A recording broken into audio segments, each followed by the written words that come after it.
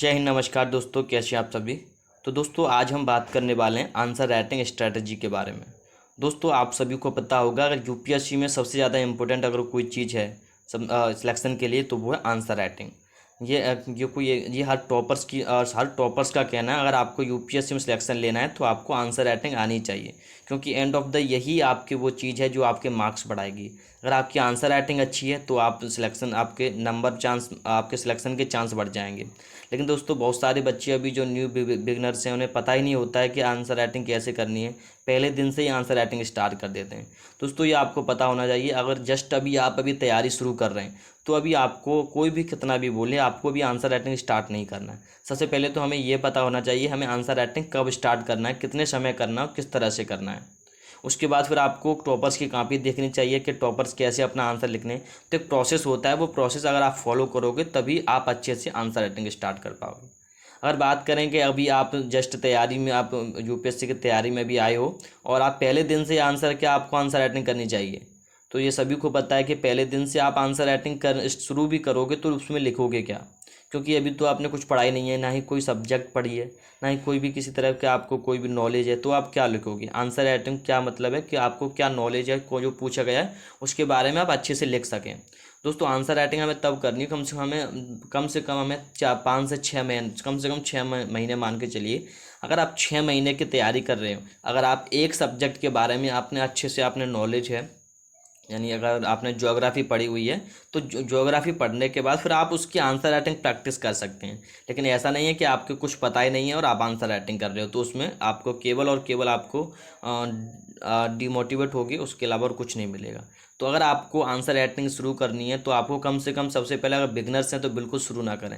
सबसे पहले तो आपको कम से कम 6 महीने का समय लीजिए, एक कोई भी सब्जेक्ट को तैयार कीजिए अच्छे से। उसके बाद आपको उसकी आंसर राइटिंग करनी है। लेकिन आंसर राइटिंग स्टार्ट करने से पहले हम इम्पोर्टेंट पॉइंट की बात करें तो आंसर राइटिंग स्टार्ट करने से पहले आपको क्या करना है, सबसे पहले टॉपर्स की कॉपी को देखनी है।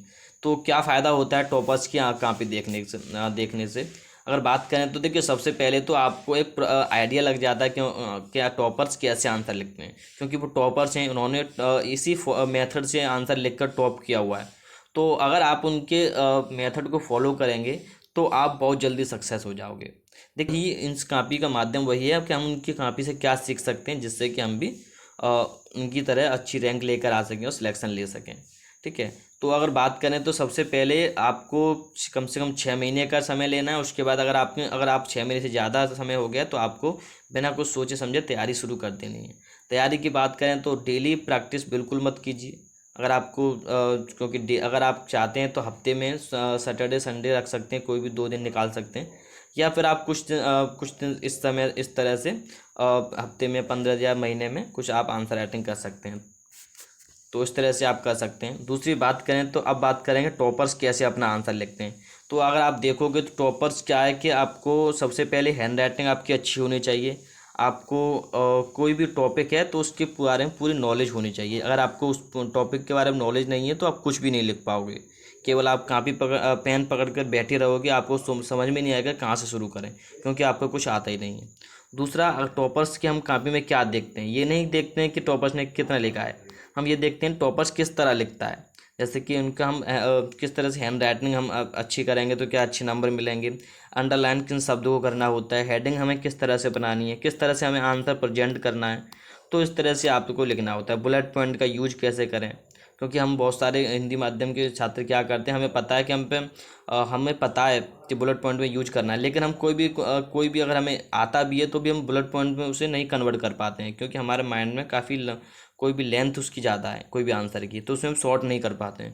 तो उसके माध्यम से यही समझते हैं कैसे उसे शॉर्ट करें। जैसे कि अगर आप इसकी एग्जाम्पल के तौर पर बात करें, यहाँ पर शिल्प पक्ष है, तो आप चाहते तो भाषा यहाँ पर पूरा पैराग्राफ लिख सकते थे कि इसकी भाषा ब्रज भाषा है, तो कितना सेंटेंस हो गया। लेकिन केवल आप इस तरह से लिखोगे भाषा ब्रज भाषा, तो जो एग्जामिनर है उसने कॉपी लिखी है, उसे पता है, वो ऐसे ही नहीं पहुंचा वहाँ पर, उसे सब कुछ पता है क्या है। तो उसे केवल हिंट चाहिए इसकी, वो समझता है भाषा के यानी कि क्या है ब्रज भाषा, छंद कौन सा है दोहा, अलंकार क्या है अनुप्रास अलंकार। तो इस तरह से अगर आप उसे हिंट के माध्यम से इम्पोर्टेंट टर्म्स होते हैं उनके माध्यम से, शॉर्ट टर्म्स के माध्यम से, कीवर्ड के माध्यम से अगर आप उसे समझाओगे तो डेफिनेटली उन्हें अच्छा समझ में भी आएगा और आपको ज़्यादा नंबर में मिलेंगे। तो अगर आप आंसर राइटिंग शुरू करने जा रहे हो तो उससे पहले आपको ये ज़रूर पता होना चाहिए टॉपर्स की आपको आंसर कहाँ पे ज़रूर देखनी है, उसके बाद प्रैक्टिस ज़रूर करनी है। तो इस तरह से अगर आप कीजिए। अगर आपको हमारा वीडियो अच्छा लगा हो तो वीडियो को लाइक कीजिए, चैनल को सब्सक्राइब कीजिए। तो मिलते हैं अपनी अगली वीडियो में, तब तक के लिए जय हिंद।